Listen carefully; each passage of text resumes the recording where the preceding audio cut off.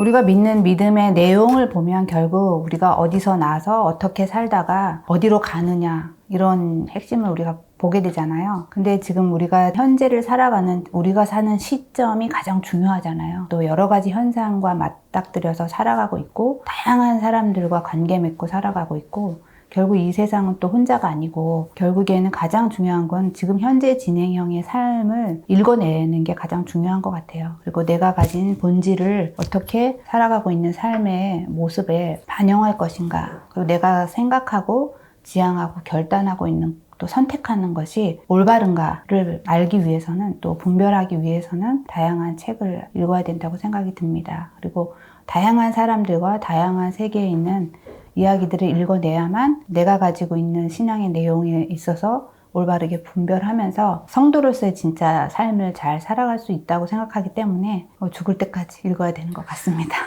하나님의 말씀 앞에 서서 말씀대로 살아가야겠다고 결단하고 또 독서에 집중하다 보면은 결국 성도의 삶이 굉장히 단순해진다는 것을 깨달았습니다. 시간을 사용하고 또 사람들과 관계 맺고 살아가는 삶의 내용이 되게 심플해지는데 거기에서 가장 또 확연하게 드러나는 것은 돈의 사용이에요. 그러니까 돈을 어떻게 사용하는 것도 굉장히 단순하게 정리가 되더라고요. 그래서 하나님께서 내게 주신 물질을 나의 유익을 위해서만 사용하는 것이 아니라 타인의 유익, 이웃의 유익을 위해서도 함께 사용하는 것이라는 걸 알기 때문에 돈을 사용하는 것에 있어서도 굉장히 절제할 수 있었습니다. 그러니까 결국은 불필요한 소비에 대해서는 많이 자제할 수 있었고, 물론 책을 소비하고 사는 거에 대해서는 절제하기가 굉장히 어려웠지만 다른 어떤 취미 활동이라든가 다른 분야에 있어서는 절제할 수 있었어요. 그것도 절제하고 그만큼 규모 있게 사용해야만 제게 있는 물질을 또 타인과 이웃을 위해서 어느 정도는 선용할 수 있기 때문에 항상 그거에 밸런스를 맞추려고 노력을 했었고,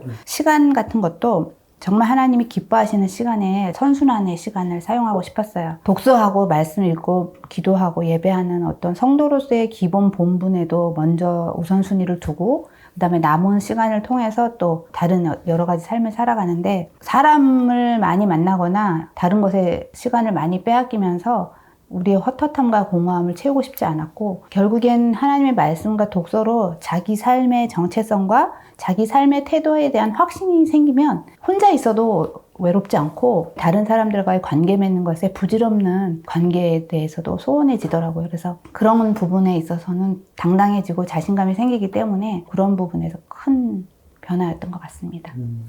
저는 책을 읽으면서 하나님께서 가장 기뻐하시고 원하시는 것이 한 영혼의 소중함이고 한 영혼이 천하보다 귀하다라는 말씀이 굉장히 와닿았습니다. 왜냐하면 한 사람 한 영혼이 변화된다는 것은 그야말로 쉽지 않은 과정이기 때문이고, 한 사람이 변화되고 결단해서 살아가더라도 또 그 과정 중에서 굉장히 많이 지치고 넘어지고 좌절하고 또 포기하는 사람들도 많거든요. 그래서 한 영혼이 왜 그렇게 천하보다 귀하다고 말씀하셨는지 굉장히 각별하게 느꼈었고, 하나님이 가장 기뻐하시는 한 영혼의 삶을 옆에서 돕는 역할을 한다라는 것은 하나님의 자녀로서 굉장히 영광스러운 역할이거든요. 꼭 하나님의 말씀대로 한 영혼 살리는 것에 집중하고 싶었는데, 전도의 삶을 살 때는 자기가 가장 잘할 수 있고 좋아할 수 있는 분야를 통해서 그 역할을 감당할 수 있다고 생각이 듭니다. 그래서 각 사람에게 다양한 은사를 주셨을 때는 그 은사를 통해서 자기의 역할을 다하면 되는 것인데, 저에게는 이렇게 책을 읽는 즐거움과 기쁨을 주셨고, 그것을 통해서 저도 변화되었고, 주변에 몇몇 독서 모임 하면서 그분들이 변화된 삶을 보면서 독서를 통해 이 매개체를 통해서 주변에 있는 사람들을 살릴 수 있겠다라는 확신이 들었습니다. 독서를 통해서 이웃에게 다가갔고 또 책을 좋아하고 소개하는 것을 통해서 이웃과 대화하고 그 사람들과 관계를 맺으면서 독서를 통한 전도가 자연스럽게 이루어졌던 것 같아요. 또 사람들과 대화를 하려면은 어떤 매개체가 있어야 되기 때문에 책을 읽고 그 속에 이야기를 나누다 보면 자연스럽게 그 사람들의 삶을 나누고 고민을 나누고 관심을 나누게 되거든요. 그래서 그 사람들의 이야기를 듣고 서로 나누면서 자연스럽게 하나님의 나라를 전할 수 있었기 때문입니다. 그것이 저에게는 독서 전도가 하나님 기뻐하시는 자연스러운 인간에 대한 환대로 발전할 수 있었고, 제 은사도 더 많이 성장시킬 수 있는 계기가 되었습니다. 그리고 한 사람 영혼이 바뀌어서 교회로 발걸음을 옮기는데 도움이 되었다는 것만으로도 너무 감사했고, 그분들이 또 교회에 정착해서 신앙생활을 잘 하고 있는 것을 볼 때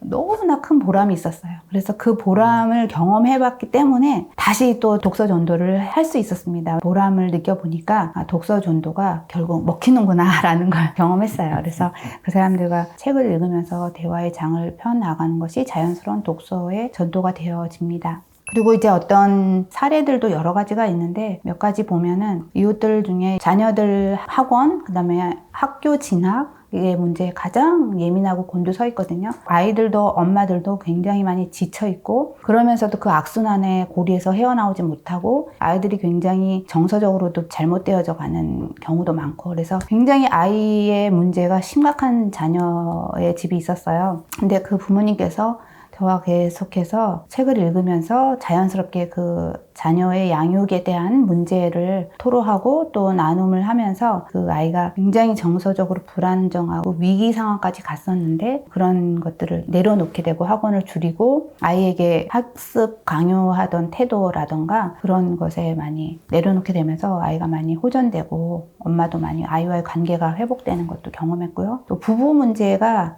부부가 인생의 파트너십이 돼서 파트너처럼 살아가야 되는데 서로 강요하고 서로 배려하지 않고 주도권 싸움을 한다거나 결이 달라서 서로 이해하지 못하고 있는 그 이혼 위기까지 가는 이런 사례들도 있었거든요. 그런 분들의 이야기들을 또 끊임없이 들으면서 삶과 또 성경에서 말하는 신앙적인 메시지와 독서를 통해서 그분들하고도 또 변화된 삶을 또 나눌 수도 있었습니다. 그런 사례들은 굉장히 많았던 것 같아요. 사람들이 삶을 굉장히 공허하고 또 우울하게 여기는 경우가 되게 많거든요. 그런 것들 또한 우리 삶이 결코 그렇게 우울하거나 공허하지만 않다라는 것을 나눌 수 있는 계기도 독서에서 왔었던 것 같습니다. 대부분의 전문가들 보면은 어려서부터 아이들에게 독서를 해주고 권장하기 위해서 서점에 자주 가라. 또 엄마와 같이 책을 읽어라. 거실을 서재화시켜라. 모든 집안의 곳곳에 책을 놔줘라. 저도 그런 모든 거 다 해봤거든요.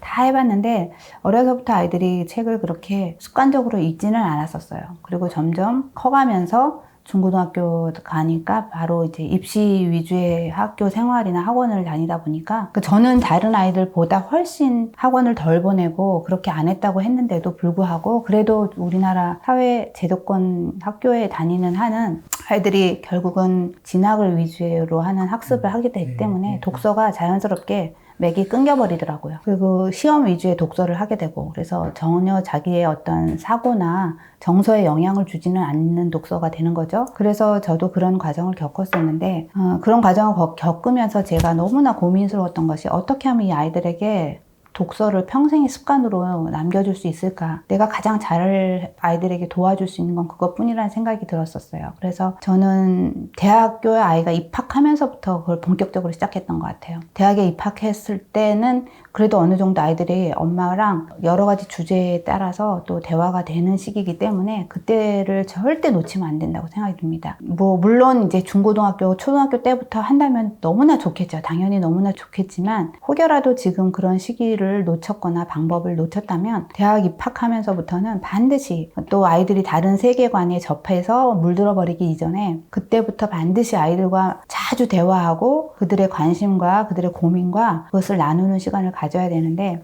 저는 그때부터 시작한 게 아이와 독서 데이트였거든요. 주 1회 이상은 서점에 갔다 이런 상투적인 것 외로 늘 카페에 갔어요. 그래서 저는 독서를 제가 하면서도 왜 아이들이 카페에 가서 책을 읽고 공부하고 음악을 듣고 하는 것이 왜 저렇게 아이들이 저렇게 카공족이라 그러죠, 요즘? 그렇게 되나 했는데 제가 독서를 하고 집안을 벗어나서 여러 가지 장소를 옮기면서 독서를 해보니까 카페에서 공부하는 거 독서하는 것처럼 그렇게 잘 될 때가 없는 거예요. 저는 그래서 아이들에게 중고등학교 때부터 대학 가면서는 물론이고 카페에 가서 공부하라고 굉장히 아이들한테 많이 권장했거든요. 오히려 저는 그거 제가 경험했기 때문에 너무 공부가 잘 되고 다른 데 신경 쓰이지 않는다는 걸 알았기 때문에 그래서 이제 제가 아이하고 카페에 다니면서 독서했어요. 그리고 집에서는 이야기하기가 쉽지 않은데 밖에 나가면 그래도 사람이 좀 더 그런 얘기를 하기가 쉽게 돼요. 쉽게 마인드가 오픈되고 그래서 자연스럽게 아이의 그 주제,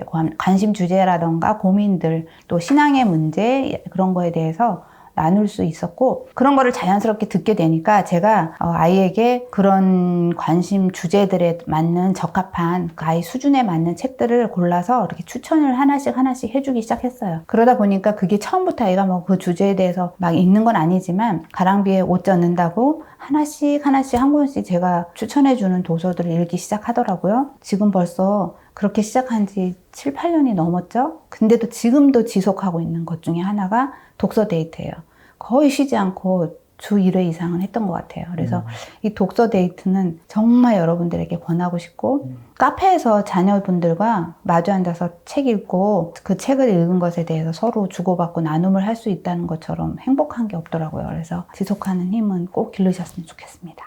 조나단 에드워드의 설교 선집 이야기를 제가 하면서 모든 성도는 신학을 해야 한다라는 명료한 메시지였거든요. 그 메시지를 꼭 기억했으면 좋겠습니다. 모든 성도는 성경을 읽어야 되고 묵상해야 되고 성경을 제대로 읽고 묵상하기 위해서 모든 선진들에게 주신 유익한 신학 도서들을 읽고 또 이해해야 된다는 거죠. 믿음의 대상이신 하나님을 바로 알고 믿음의 내용을 바르게 이해하고 체계적으로 알고 있는 것. 그래서 아는 것과 믿는 것이 하나가 되는 것. 모든 성도는 신학을 해야 한다라는 것을 꼭 기억해 주셨으면 좋겠습니다. 제가 처음 분별 없는 독서를 하다가 교회 목사님들을 통해서 추천 도서를 읽고 제가 올바른 독서가 시작이 되었거든요. 하나님께서 우리에게 목회자의 역할을 주셨다는 건 분명한 이유가 있어요. 성도는 목회자의 권면에 순종할 이유가 분명하고요. 목회자는 반드시 성도에게 성경을 잘 읽고 묵상할 수 있는 가이드 역할을 하는 게 필수인데 좋은 수단인 독서 목록을 잘 추천해줘서 성도들이 읽기에 집중할 수 있는 그 가이드 역할을 해야 된다고 생각이 들거든요. 그래서 저는 정말 좋은 목사님들을 만나서 그 목사님들이 가이드 해주신 대로 책을 읽었기 때문에 제 독서가 잘못된 곁길로 가지 않고 올바른 길로 갈 수 있었거든요. 그래서 우리 책을 읽는 분들은 각 교회에 좋은 선배, 또 좋은 목회자, 또 주변에 있는 신앙적으로 분별력 있는 지인들을 책을 꼭 소개를 받아서 신앙 도서를 잘 찾아가서 읽으면 좋겠습니다. 저는 읽기 위해서가 아니라 읽은 것은 정말 참된 좋은 성도, 좋은 예배자가 되기 위함입니다. 그래서 참된 성도의 의무와 도리는 참된 예배자의 삶이기 때문에 절대로 그것을 놓치지 않고 살아갔으면 좋겠고 그래서 독서라는 것을 통해서 하나님을 더 깊이 바르게 알고 성도의 그 의무와 도리의 역할을 찾아가는 것 그것이 가장 중요하다고 생각이 듭니다. 예배자의 삶을 살아가는 것 그것이 가장 우선순위에 둔다는 것을 잊지 않았으면 좋겠습니다. 그리고 마지막으로 한 가지는 지금 현대사회가 너무나 많은 것에 다양한 카테고리로 삶을 굉장히 분주하고 또 상품화시키고 여러 가지 역할로 인해서 사람들을 혼란스럽게 하는 시대 같은데 그럴수록 우리 성도는 오히려 더 단순하고 명료한 삶을 살기 위해서는 자기 혼자 있는 시간을 가져서 하나님이 나를 통해서 이 땅에서 사는 동안 어떤 삶을 살기를 원하시는가를 깊이 묵상하고 생각하는 시간이 필요합니다. 그런 시간을 갖지 않는다면 계속해서 주변 사람들과 주변 문화와 현상에서 휩쓸리는 삶을 살기 때문에 반드시 자기 혼자만의 시간, 그야말로 하나님과 나와의 독대하는 시간, 그래서 하나님으로부터 내가 이 땅에 와서 어떤 소명을 받고 살아가야 할 것인가를 고민하는 시간을 반드시 가져야 된다고 생각합니다. 제 신앙의 가장 친한 절친이자 제가 존경하는 친구이고 너무나 겸손한 친구 박집사입니다. 제가 너무나 하나님의 말씀에 폭풍같이 깨달음의 감격을 주체할 수 없어서 한강을 뛰었던 그 다음 날부터 지금까지 끊임없이 하나님 이야기, 예수님 이야기, 성령님 이야기를 끊임없이 옆에서 들어주는 우리 박집사에게 너무나 감사를 드리고 제가 읽고 듣는 책들마다 정말 해우소 역할을 해줬던 것 같아요. 끊임없이 제가 쏟아내는 이야기들을 가감없이 들어주고 박 집사님이 아니었다면 제가 아마 허튼 데 가서 떠들다가 잘못된 길로 갈 수도 있었을 텐데 그러지 않았었고 그러면서도 항상 저를 지지해주고 응원해줬던 우리 친구 집사님에게 너무나 감사를 드립니다. 그리고 또 우리 독자 여러분들에게도 감사합니다. 이 책을 읽고 읽기와 독서의 동기부여가 되고 자극이 되었다면 너무 감사하겠고 이걸 통해서 하나님의 말씀을 더 긴밀하게 접하게 된다면 더 감사할 것이고 또 독서가 습관이 되고 평생에 학습하는 태도가 길러진다면